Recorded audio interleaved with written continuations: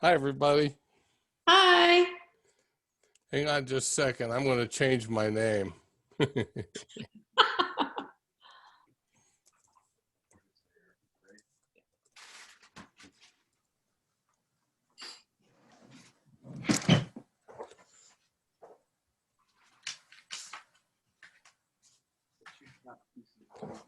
All right.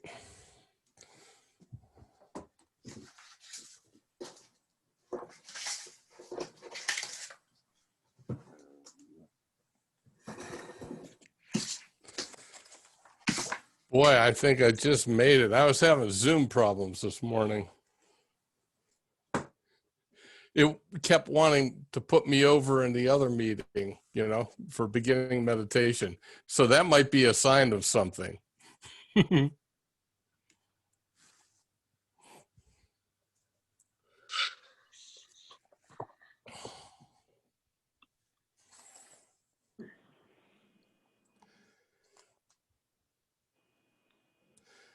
So I think, have I arrived at the right place? This is the Dharma talk for Sunday, right? All right. It's been, I really was expecting to be doing something else the last 20 minutes, but hey, that's life, right? So, originally I was going to give a talk that Lama Kathy decided she thought would be better if we saved for some things we're planning in the future. And when we were talking about what might be a good topic, we chose a chapter from a book that's, I think I've got here.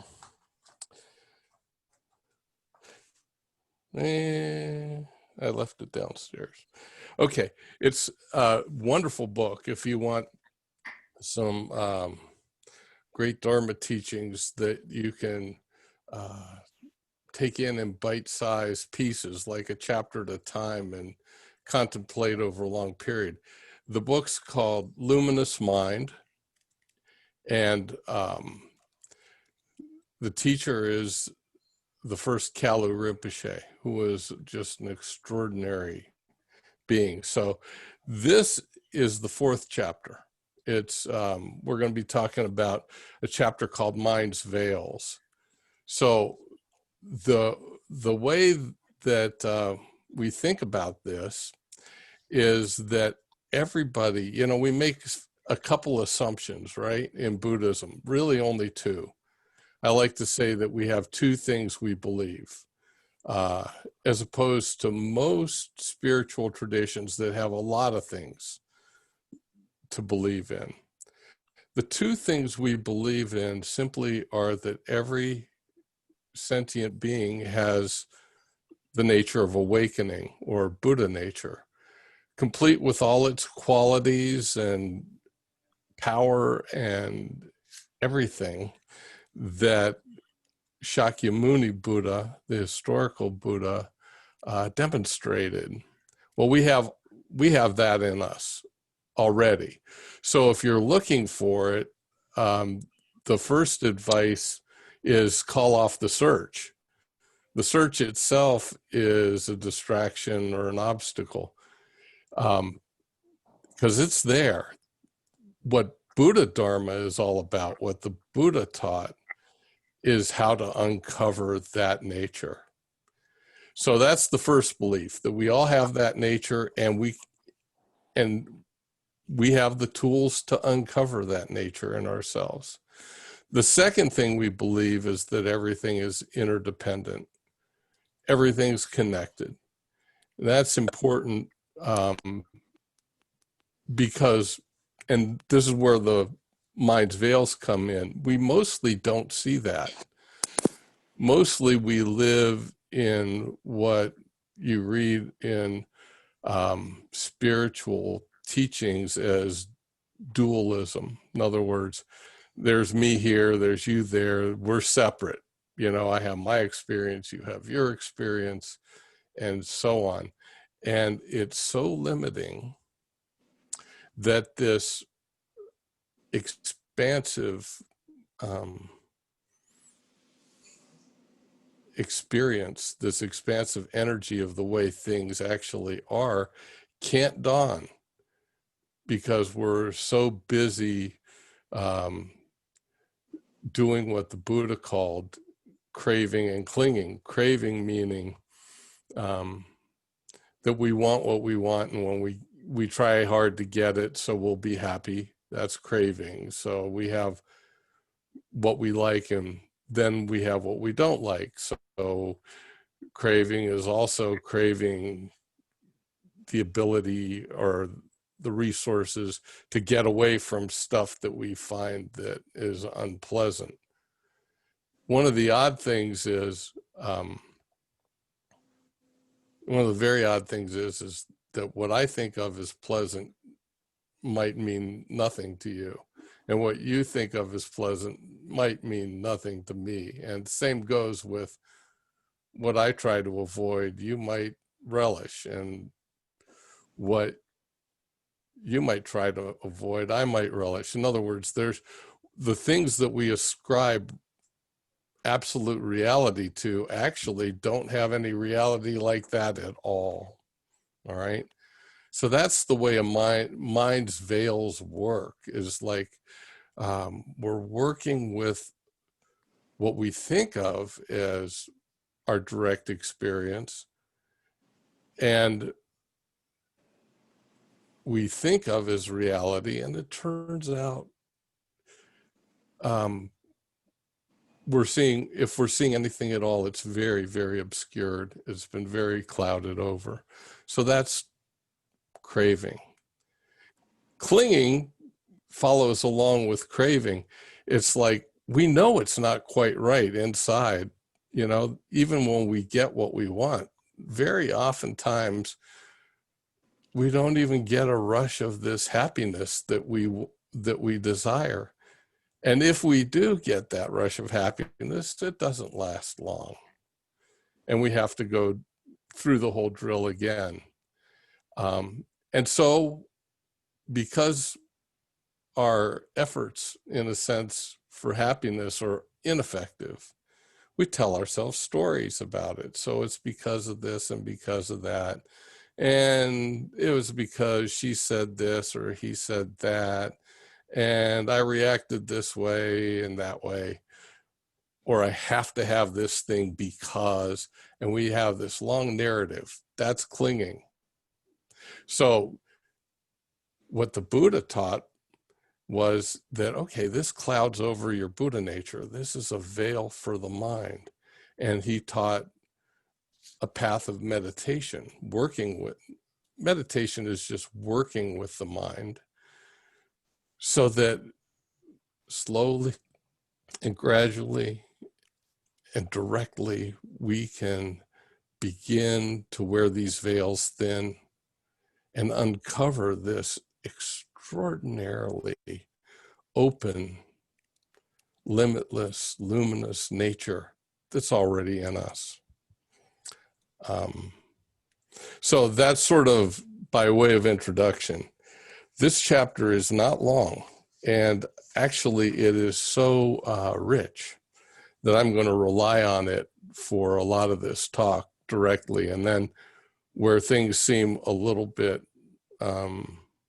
like I have something I could add in order to open things up more, I'll do that.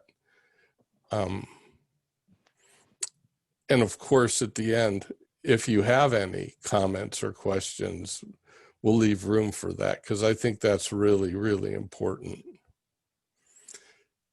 As always, because we're studying the precious Dharma, which is truly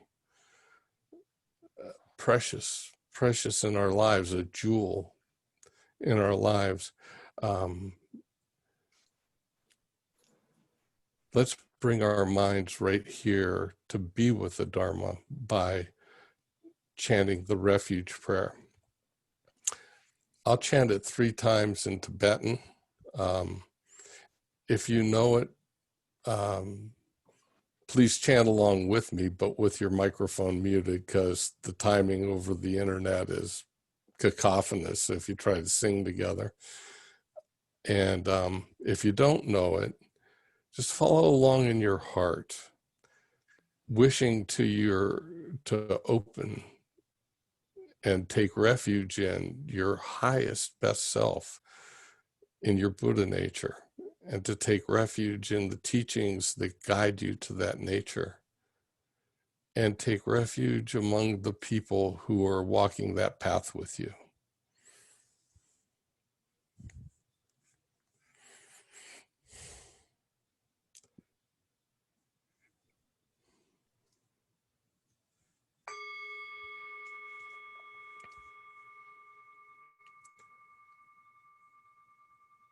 Sanjay Chudang Soki Chok Nam La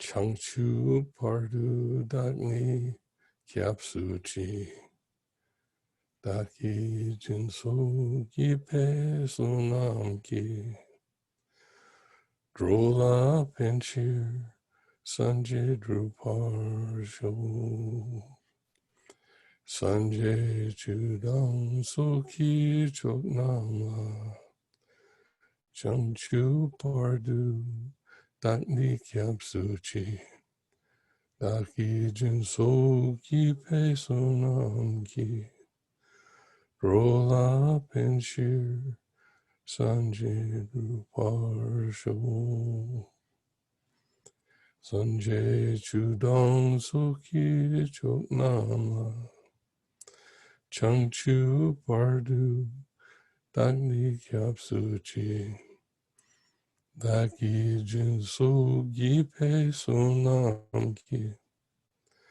Rola Penshir Sanjay Drupar Sho.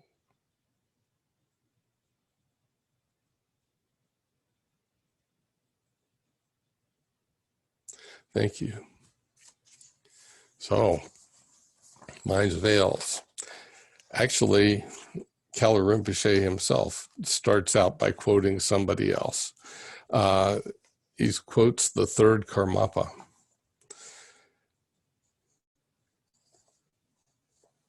The third Karmapa wrote something called The Aspiration of Mahamudra, which is a beautiful thing that could be your companion your whole life, and you would never exhaust the depth of it.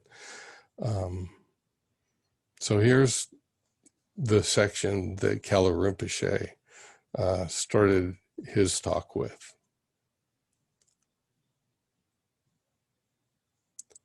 Self-manifestation, which has never existed as such, is erroneously seen as an object. Through ignorance of self-awareness is mistakenly experienced as an I. Through attachment to this duality, we are caught in the conditioned world. May the root of confusion be found.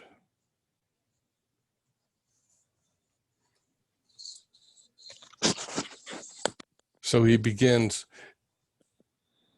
if there's no difference between the mind of a Buddha and our own mind, why does a Buddha have so many qualities and we do not? The difference is that in our minds, the Buddha nature is obscured by all sorts of coverings. Each of the three facets of pure mind discussed in the last chapter, and those facets are this: limitless openness. In other words, your experience having no center and no boundary. Luminosity, or clarity, which is actually being able to feel the uniqueness with everything you have an interdependent connection with. Now, so the ability to see and discern is a quality of the mind. And then the third one is the ability to know itself. In other words, we can look at the mind and realize what it is, what it actually is. And most of the time, we look at our mind and we just get our list of preferences and personality traits, and this is who I am. But there's something else there that's actually a unique expression of this awakened nature. And that's what we're being invited to uncover. So each of these three facets of pure mind becomes, at the impure level, in other words, seeing everything dualistically and having what's really there corrupted by your what you like and what you don't like and what you don't care about. So each of these three facets themselves at the impure level, which we call in Buddhism ignorance, one of the elements that constitute dualistic experience becomes manifest. And that ignorance is an ignorance of this limitless openness of mind that leads to, because we don't get the limitless openness part, we posit, or it leads to a conception of a subject, me, or the observer. And that ignorance of essential clarity leads to ignorance of exterior objects. You can see how this happens. Everything, not only is our Buddha nature covered with this conception of that there's an I here, that there's an experiencer here that's separate from what is experienced. So just that kind of automatically gives us the causes and conditions for being ignorant of what's right in front of us, because we cover that over with what we like, what we don't like, what we don't care about. And this is how the subject, object, me, other dichotomy arises. Once the two poles, so that's step one. We just lose this basic, very basic openness. And we leap into, I experience, and this is what I experience. So once we do that, once those two poles of dualistic view have been established, various relationships develop among them, which in turn motivate different activities.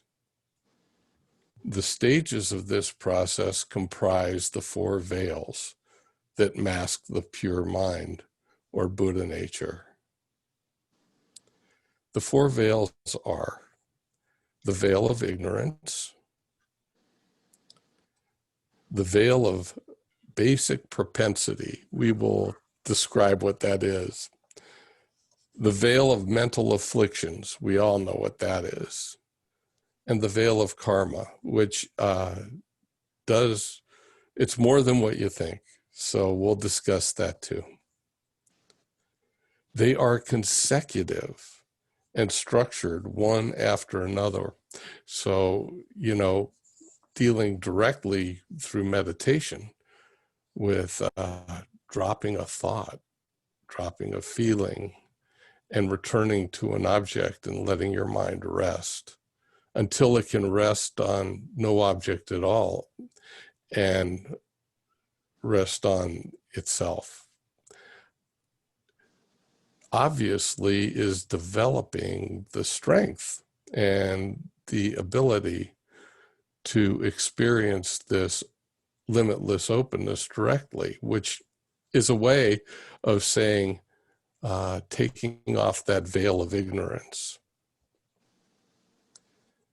So he goes on and says, the simple fact that mind doesn't recognize what it truly is called fundamental ignorance. It's the basic inability of the conditioned mind to perceive itself. We can compare the pure mind having the three essential qualities to calm, transparent waters in which everything can be seen clearly. The veil of ignorance is a lack of intelligence, a kind of clouded state. As an opaque vase causes water to lose its transparent clarity. In other words, the water inside is always clear, but we stick it in a vase that is solid, and its clarity, in a sense, disappears, at least to us. We can't see it. Such an obscured mind loses the experience of lucid openness and becomes ignorant of its essential nature. He says ignorance is said to be innate. In other words, we're born with this. How's it we're born with it? Well, pretty much everything, everything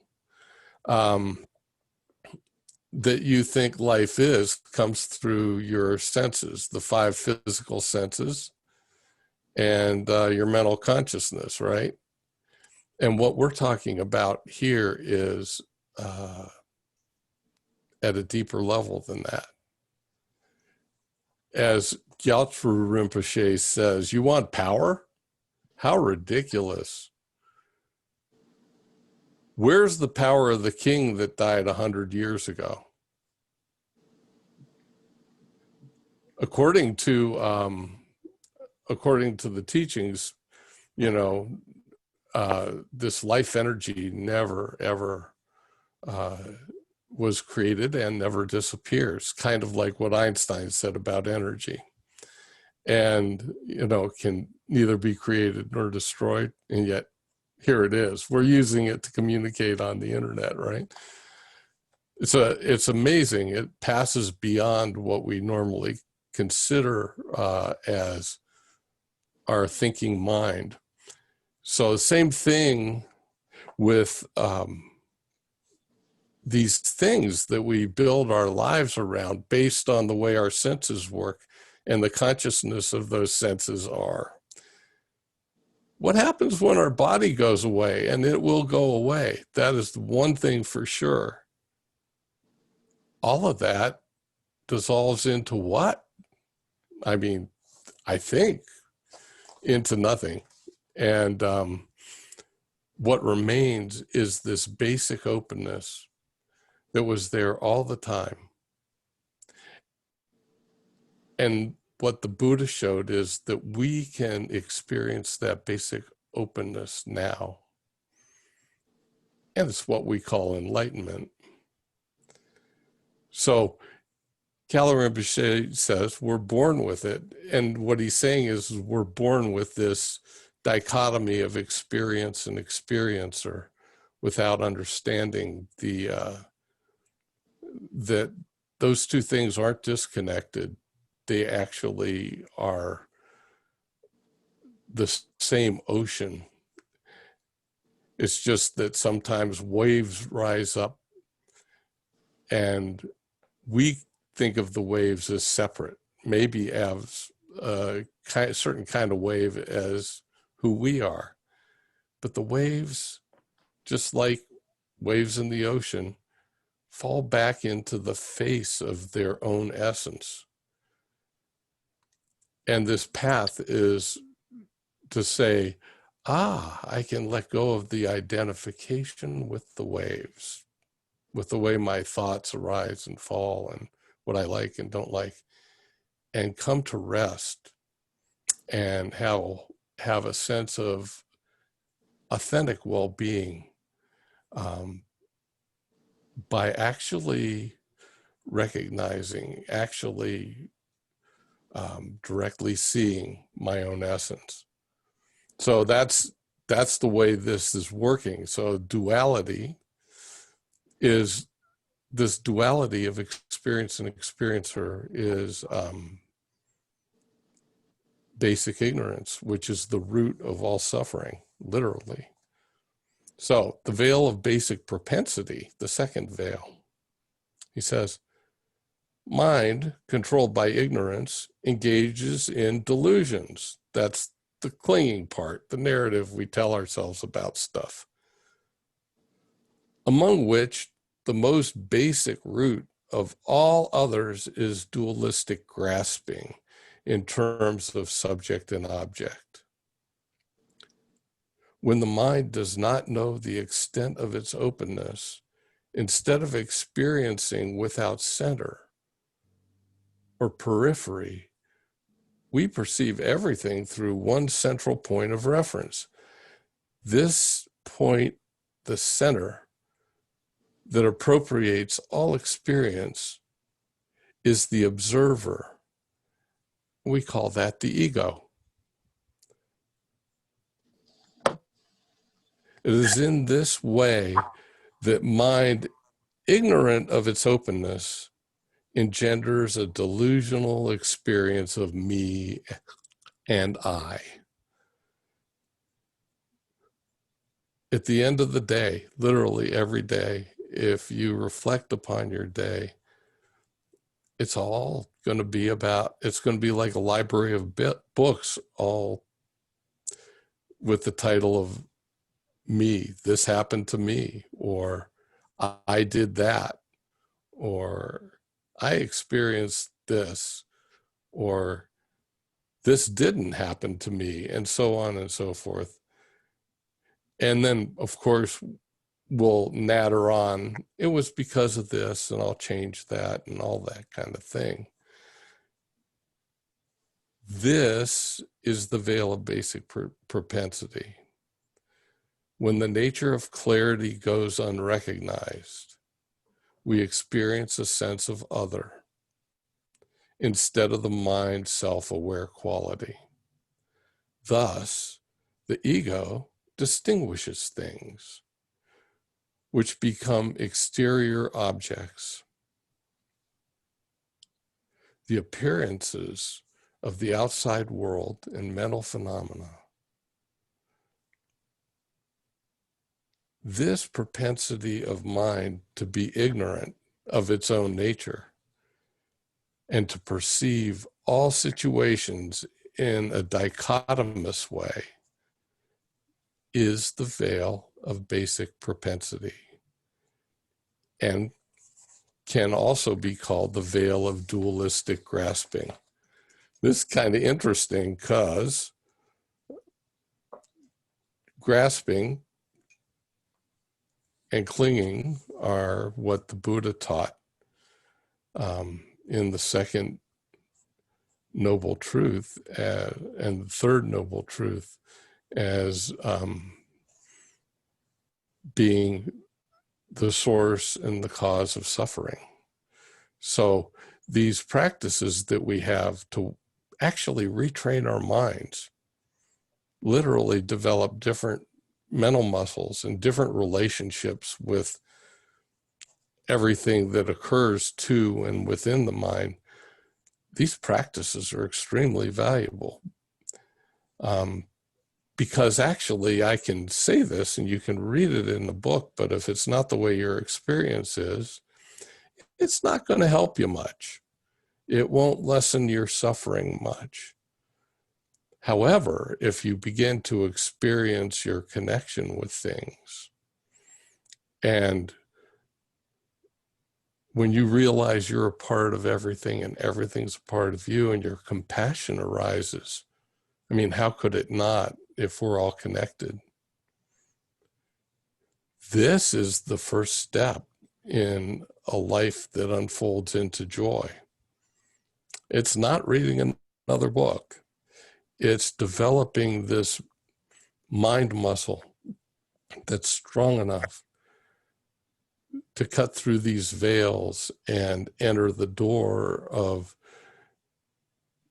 what is already there, your basic awakened nature. So the veil of basic propensity, this dualistic grasping, is followed by the veil of passions. It stands to reason. The mind, ignorant of its openness and clarity, is immersed in duality. Then ignorance of mind sensitivity gives rise to all the relationships that exist between the two poles, subject and object. At the pure level, sensitivity is the immediacy and multiplicity of enlightened qualities, because your relationship is an enlightened relationship and you're related to everything, okay? But in ignorance, those qualities are replaced by an endless dual relational possibility. In ignorance, we start by taking external objects to be real things. We experience, and what we mean is we take our experience of external objects as real. And those experiences contain all our likes and all our dislikes and all our bewilderment and every other thing like that. All our craving and clinging. So yeah, there's experience, but is it pure? Are you experiencing directly? And the answer is decidedly not. It's all conditioned by the way you relate to things, right? So what we do when we do that is we ascribe some reality to things that isn't really there. We're not really experiencing somebody or something directly. So when we then experience attraction to pleasant objects or aversion to disagreeable objects and indifference to objects that seem neutral, if an object is pleasing, we want to own it or possess it. On the other hand, faced with unpleasant objects or situations, we have an attitude of rejection or avoidance. Finally, we do not relate at all with certain objects or situations because of indifference or mental dullness. These three types of relationships, attraction, aversion, and indifference, correspond to desire, hatred, and ignorance. These are the three primary mental poisons, the three main mental afflictions that animate and condition habitual mind. So you can see how what he's doing, he's showing you how these veils got built and how reaction to the previous veil creates a new and thicker veil in successive stages. On the basis of these three types of poison relationships, numerous other mental or emotional afflictions multiply, notably pride, greed, and jealousy. Pride arises from this I, which is born out of ignorance. Greed is an extension of desirous attachment, while jealousy proceeds from hatred and aversion. Thus, the three primary poisons branch into the six passions: hatred, greed, ignorance, desirous attachment, jealousy, and pride. And these in turn correspond to the six states of consciousness, characteristic of the six realms of existence. Next, these are subdivided again and again, adding up to 84,000 different types of passions, all these dualistic and afflicted relationships make up the veil of passions. So these 6 basic mental states are pretty good to study and contemplate and reflect on at the end of your day, to see, because you can see what arises in you, and it gives you an absolute direct clue of what you're working with because of what's in this teaching. And that can make your spiritual practice, your Dharma path, much more effective. You can really kind of see things. Now, the 6 realms, I'm not going to go into right now, but if you ever look at a Tibetan painting that's called the Wheel of Life, you'll see that it's divided into 6 sections. And basically those 6 sections are 6 realms of experience and how experience is related to. That's also something good to learn and reflect on. As far as the 84,000 different types of passions, it's interesting because in early teachings, it's said that the Buddha taught 84,000 different types of meditation. So one might think that he probably was able to create some kind of meditation to help people cut through any passion that they were experiencing.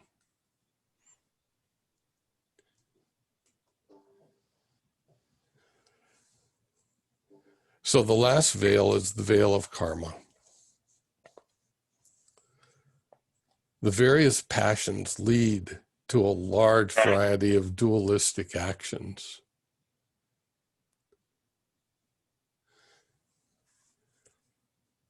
You can see how this goes. We know we create, karma itself means action, and we create karma by what we do, and what we think, and what we say. So positive, negative, or neutral. We're getting some funny sounds somewhere along the line here.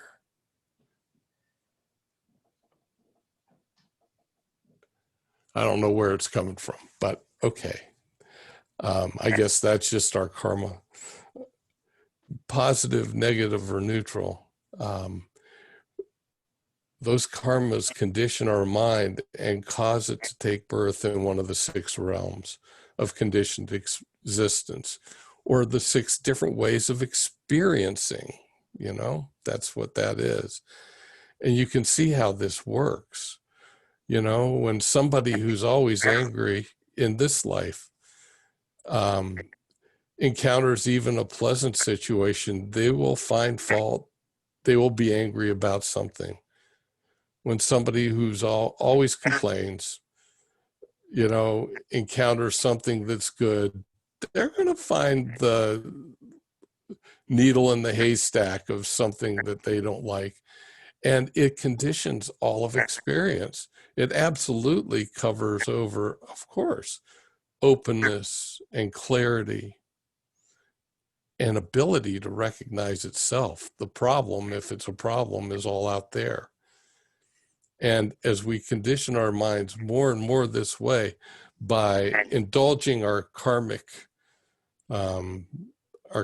choices rather than recognizing them and transforming them, we're just digging ourselves a hole deeper. As the famous philosopher Will Rogers said, when you find yourself in a hole, stop digging. And that's what's being encouraged here is, okay, we got to stop digging. How do we do that? So Kalu Rinpoche closes the chapter with Dharma. That's how we do it. He calls it a practice of unveiling. He says, these 4 veils that cloak the mind make us ordinary beings, tossed around by delusions in the 6 realms of samsara. We cannot free ourselves from this condition except by eliminating the veils and unveiling the mind. The practice of Dharma offers numerous methods that allow these impurities to fall away bit by bit, thereby revealing the jewel of our pure mind.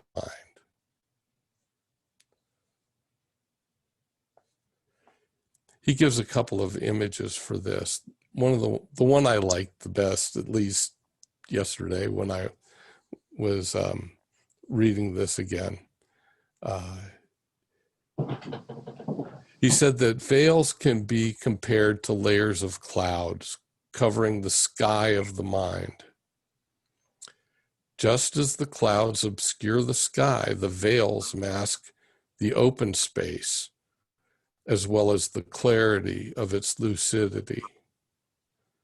Dharma practice, and primarily meditation, gradually removes these different veils from the grossest to the most subtle. When all these veils or coverings have been removed, there is a complete unveiling, a state of purification called Sang, S-A-N-G, in Tibetan. Sang is the blossoming of all aspects of space and light that such purification reveals. So, hang on. I read that wrong. The complete purification is Sang. The blossoming of all the aspects of space and light that such purification reveals is described by the term Gye, G-Y-E. These two syllables, Sang-Gye, which literally means perfect purity and blossoming, or completely pure and totally blossomed, together form the Tibetan word Sangye for Buddha. The state of the Buddha is the manifestation of qualities inherent to the mind once it's been purified of the veils that obscure it. This unveiling that reveals the mind's inherent pure qualities make all progress on the path of Dharma practice. So that's how he ended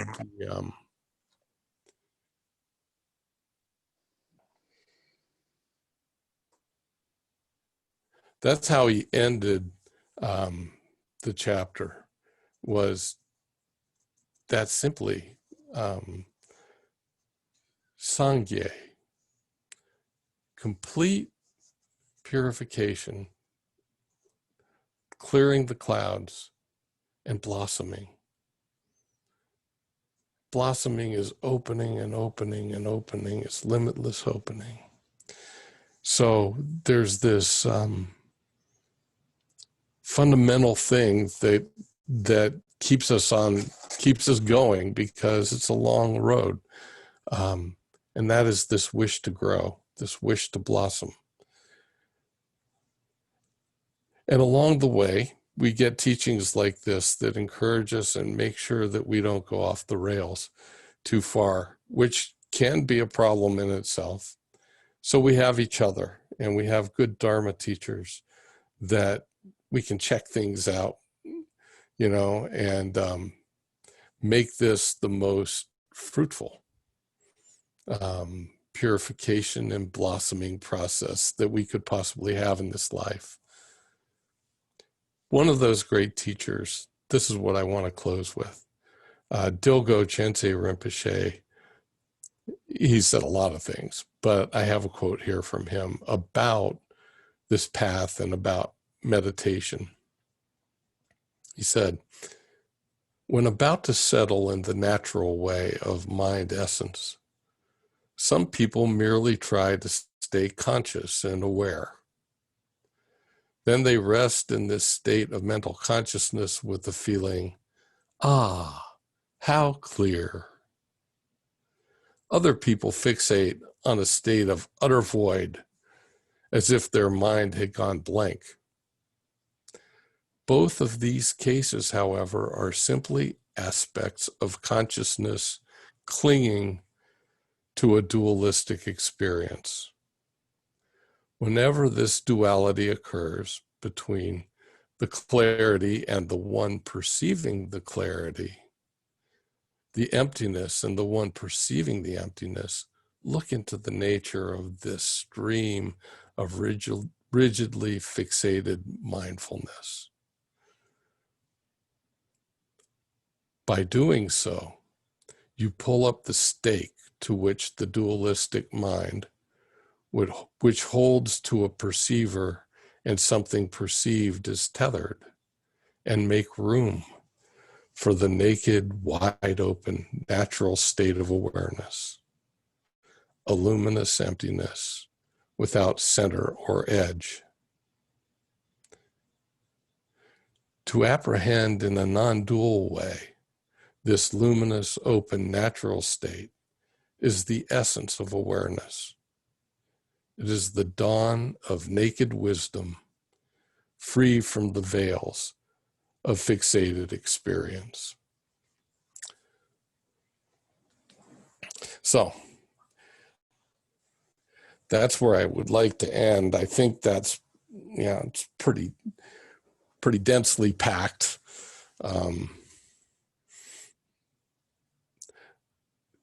I just want to amplify the one piece of last advice that Dilgo Chensi Rinpoche shared with us, which is, so when you're meditating and you've let go of thoughts and warmth and compassion arises in your heart and you're getting some spaciousness and some clarity in that way,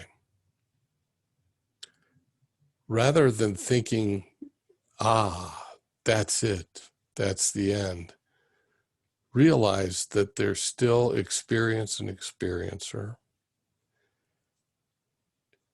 And rather than just lay in the hammock and swing with that particular experience, look at the experiencer directly. Ask yourself, who is experiencing? And then rest.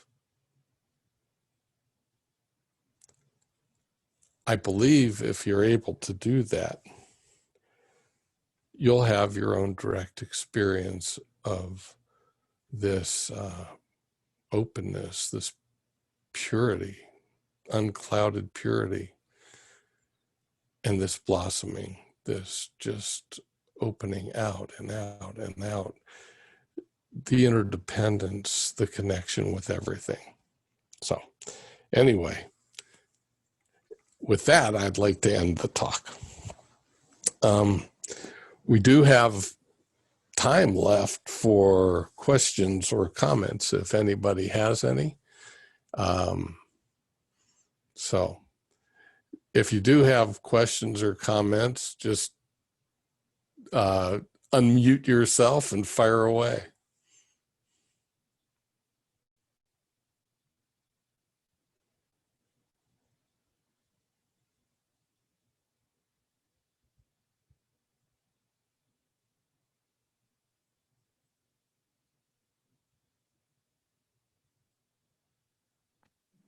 Hello, can you hear me? Yeah. Thank you. I tuned in late, so what book are you working with? Oh, that was Luminous Mind by Kalu Rinpoche. Thank you very much. Sure, you're welcome. Happy to have you on board.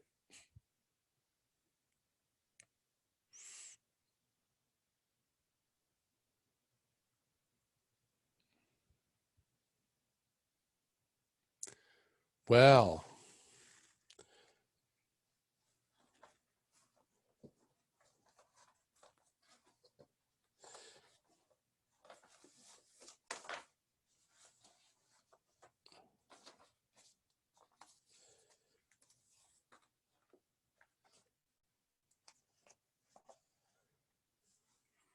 If there are no questions, Eric, let's, it's Lamo. How are well, you?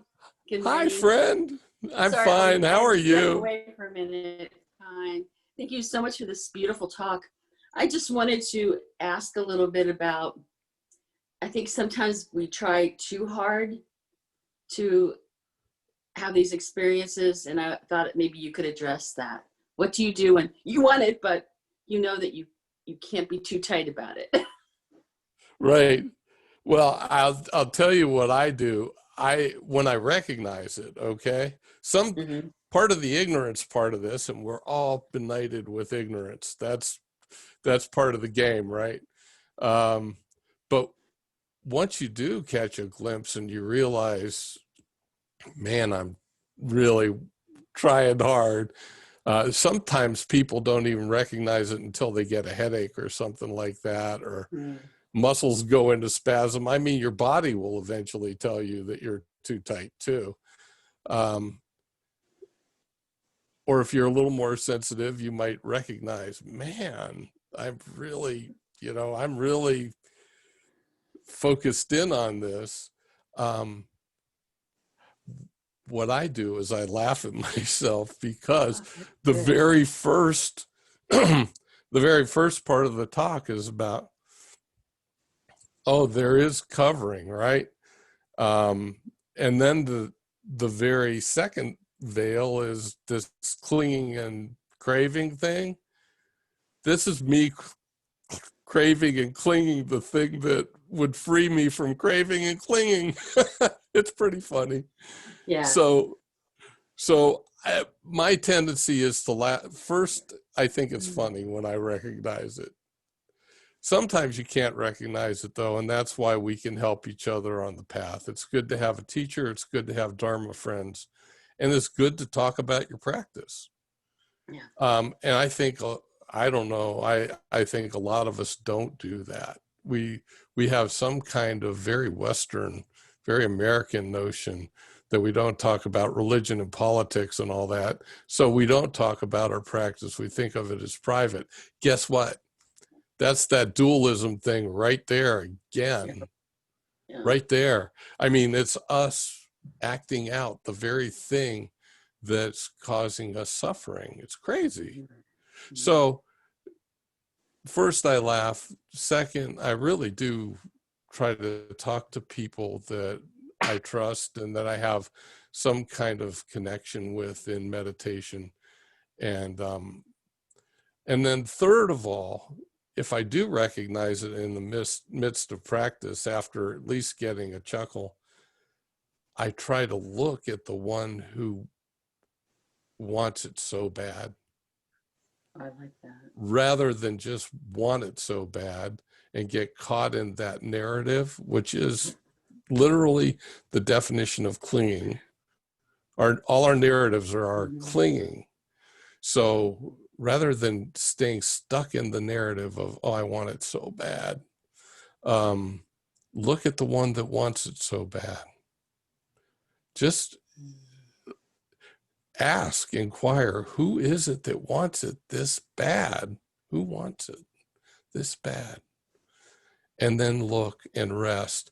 And generally, for me at least, and for others that I know, this causes the mind to stop that. It kind of cuts right through that clinging, cuts right through that narrative, and something does open and some rest does happen, and I can continue on with let's say a lighter touch, Yeah. I think it's also important to continue on if you have a practice and you notice that once you make that inquiry and you catch that rest, well, we have minds and our minds are active and thoughts will start again. So at that point, you can continue on with your practice and work further with the transformation of your thoughts and your karmas and your propensities, your habits. And that's the object of the exercise. So the whole thing at the point of recognizing that you have a problem actually becomes a virtuous and powerful circle. Yeah. It's kind of beautiful that way. Minja Rinpoche is wonderful for pointing that out. Oh yeah. Well, It's he's a just, good thing. Yeah. It's a good thing yeah, to have these problems. exactly. It's like, yeah, otherwise we wouldn't know. I mean, Yeah. these veils, the thing about these veils is we really don't see them. You know, Yeah. we think they're reality. We think they're me. And when a problem comes up, that's actually a chance to realize that there's a crack in that view, and you can work with it. I can't tell you how many times bad things happen and I get angry, and on one of my practices is on one level is to recognize that I can feel this strong emotion that I didn't know I could feel. I thought I was past it. And so there it comes, and I realize, who is it that feels angry? And we can work with that and really actually transform some karma or some veil that's actually there, you know, rather than just my fantasy about, you know, what I'm doing and how successful I am at it, whatever that is. These things we identify as problems are tremendous allies if we treat them that way, you know, as opposed to incorporating them into part of our narrative. Thank you. Yeah, thanks for asking. Sorry, I did it wrong.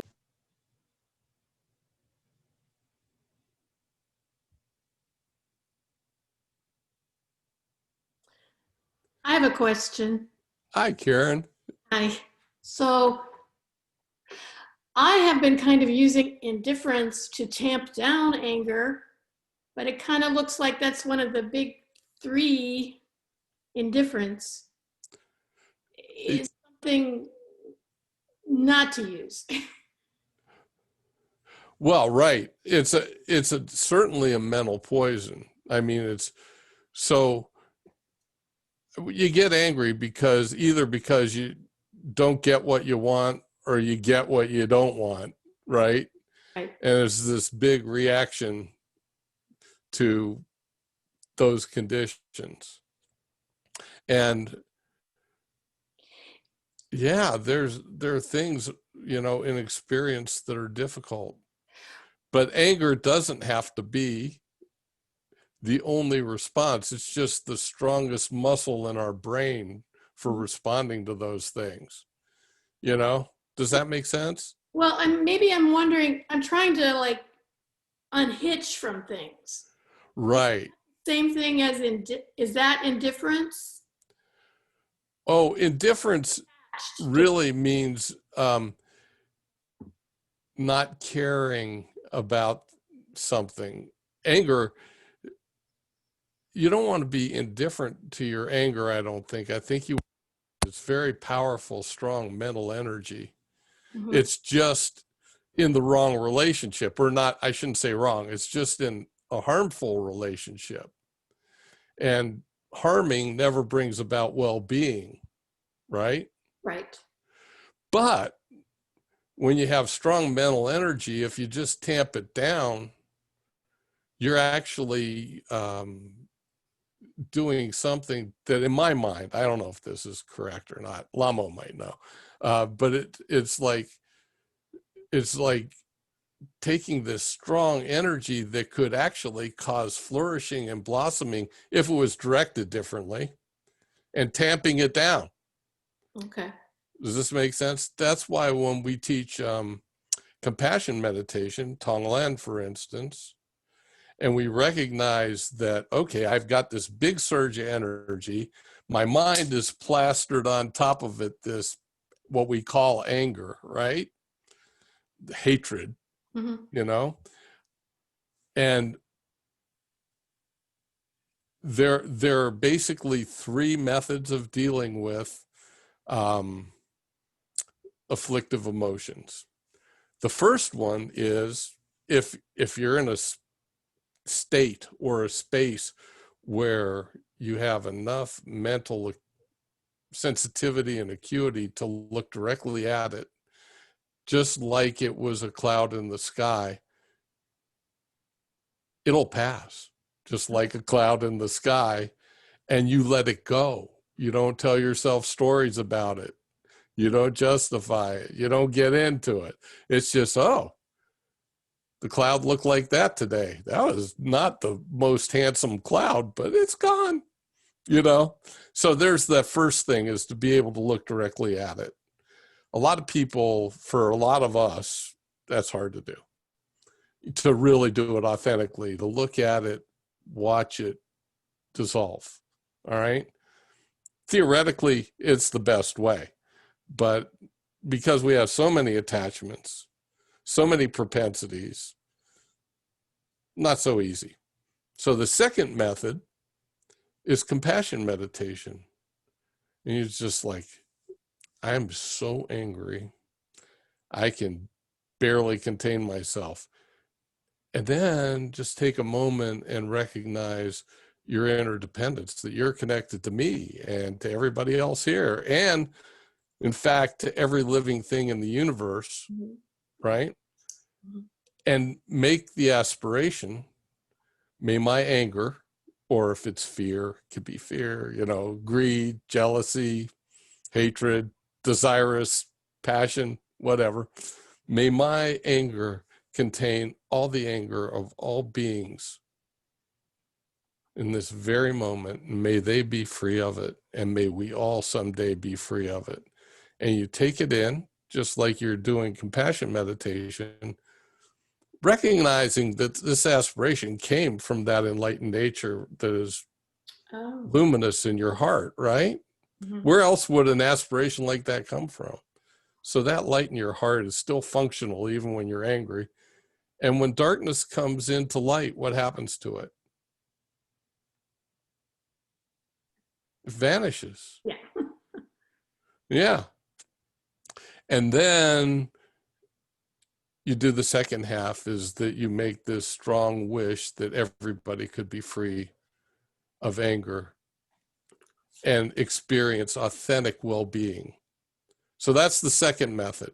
That's like a modification of the compassion meditation we do on Wednesdays. And then the third, sometimes your buttons have been so thoroughly pushed that, you know,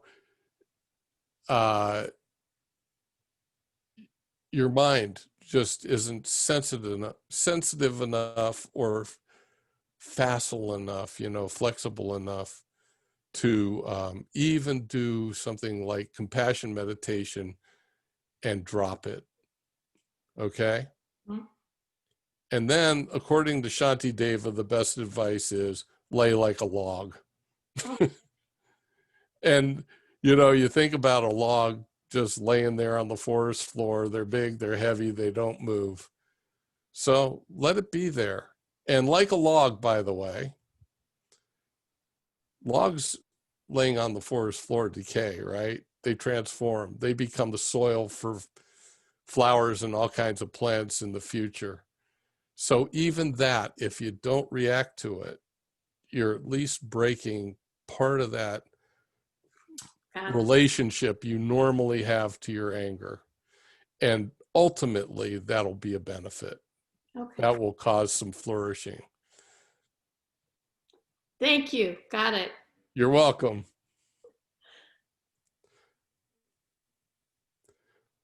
Well, I think I've talked 5 minutes past the finishing of this thing. So let's take a moment and dedicate the merit.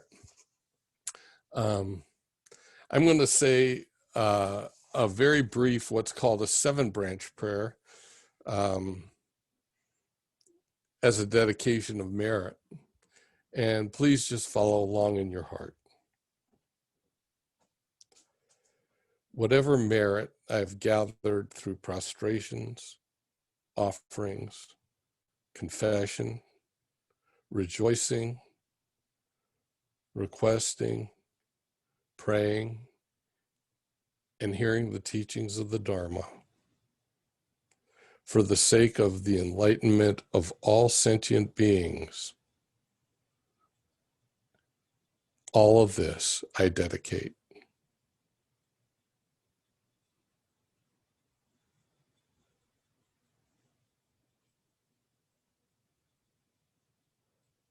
Thank you, everybody. It's good to see you all. Same here. Thank you, Eric. Bye. Bye. Bye. Oh, there is everyone.